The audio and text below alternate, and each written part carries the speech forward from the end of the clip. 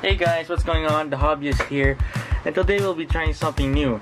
We're going to make a jar terrarium. So, just in case you don't know what the terrarium is, in my own words, it's basically creating a miniature environment or an ecosystem inside the tiny container. For this project, we'll be creating the closed type of terrarium. So, the materials you'll need are, of course, your container, which right now I'm going to be using this glass jar as the container for my terrarium. Then you're going to need your plants. For this project I'm going to be using some moss I just got outside. You can see there. Some simple moss with tiny sprouts and some other plants. And then for other things you're going to need, just in case, I also brought in some extra soil. You can right here. Then you'll also need some charcoal, which you might need to break later, and finally some gravel.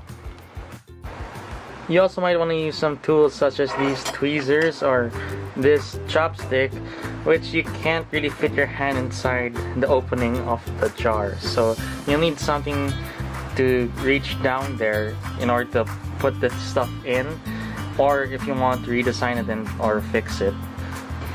So first, we're gonna be adding the gravel.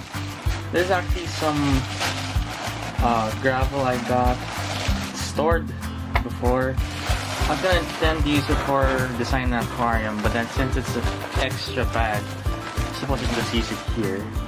So, if you can see,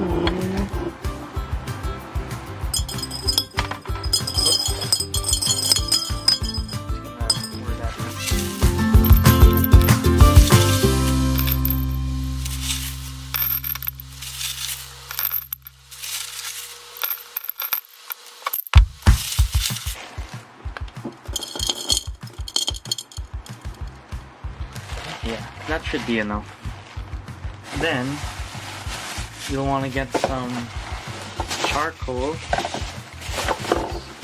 some source of activated carbon inside of your terrarium. So this activated charcoal, this activated carbon, will be your next layer after the pebbles. If you research, some sources say that it'll be the carbon first, the charcoal first before the rocks, but some others say otherwise, like vice versa. Yeah, it's gonna be a mess.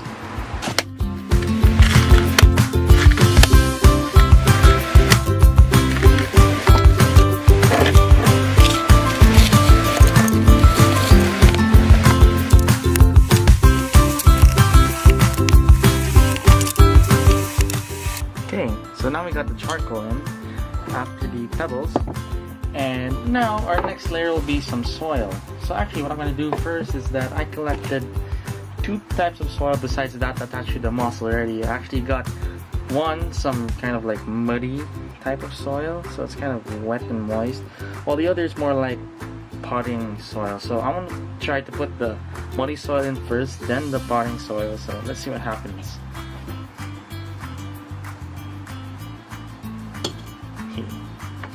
This is where the chopstick goes in handy. So I just want to flatten that down.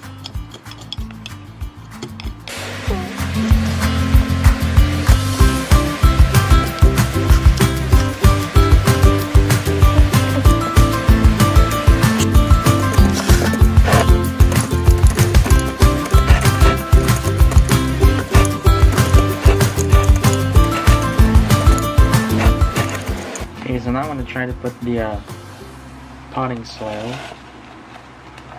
Sure.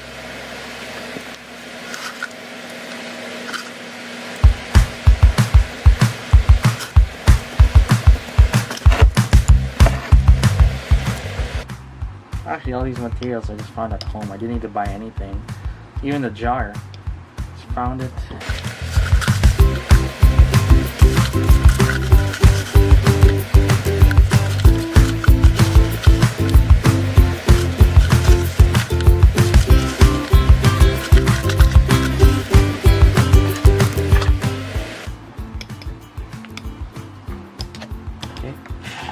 should be enough. So now we're gonna try to put the moss. Now the thing is, I have to be careful with this moss because apparently when I pick it up there's also some ants, so I'll try to be careful, hopefully. There you go.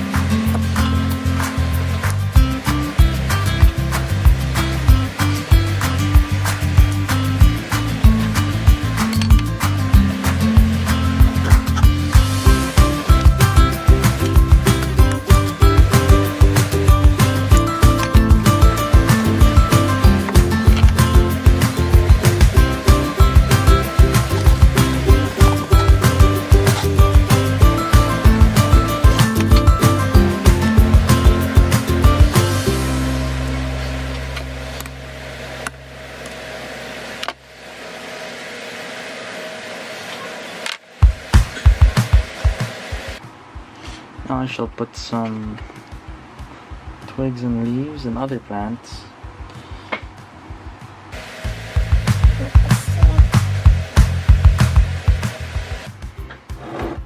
Yeah, that looks nice. This twig here. Fits there. Also adds in some rocks that look natural.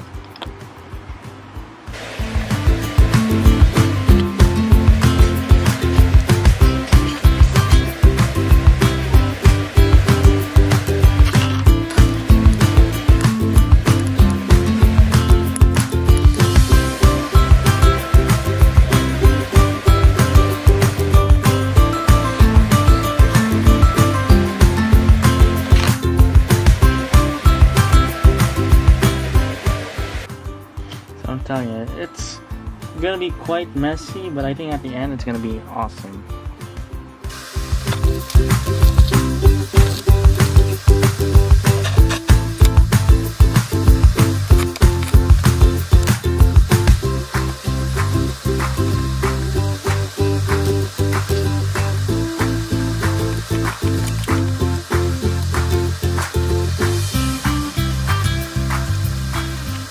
So that will be our first look of the terrarium. Kind of messy, but I hope everything grows out quite nice. So right now I'll just give it a few sprays of water.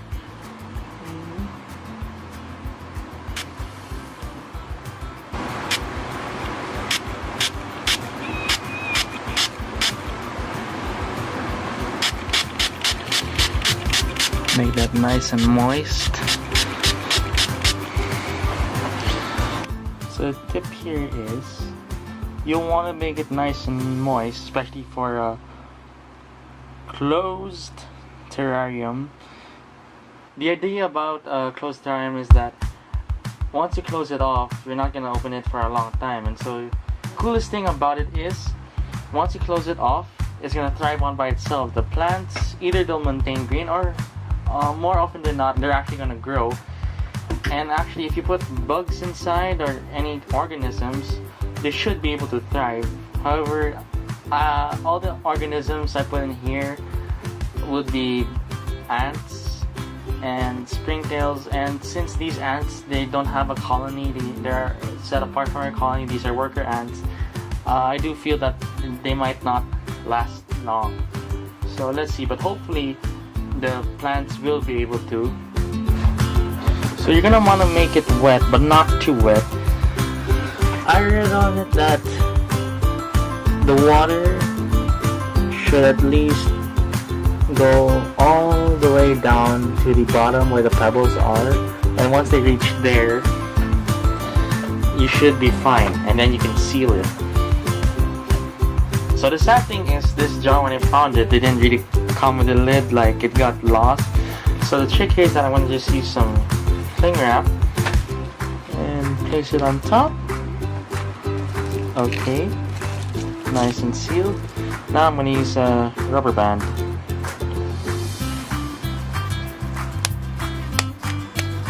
There you go. And that is how you make a terrarium. The thing is, your terrarium, your mini environment, is actually cut off from the rest of the real environment, the outside world. And so, pretty much, you're creating your own tiny little earth that will sustain by itself.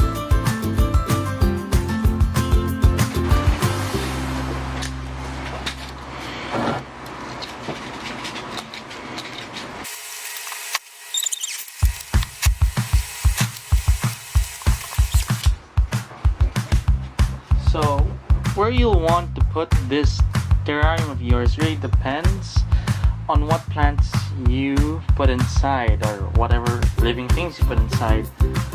Even for moss, if you read up on it on the internet, if you look it up, some moss would like bright, intense light, some medium, or some even like dark places. So you better find out and research what plants you're going to put inside before you even start making terrarium. You want to make sure that the plants you're using will be able to thrive and where you're going to put your terrarium. Well, that's it for this episode, guys. I hope you enjoyed. This is a first, so it's going to be quite messy, but I hope everything turns out right. I'll probably post an update in the next few weeks or so to see how this terrarium is going. So, thanks again, guys. Bye-bye.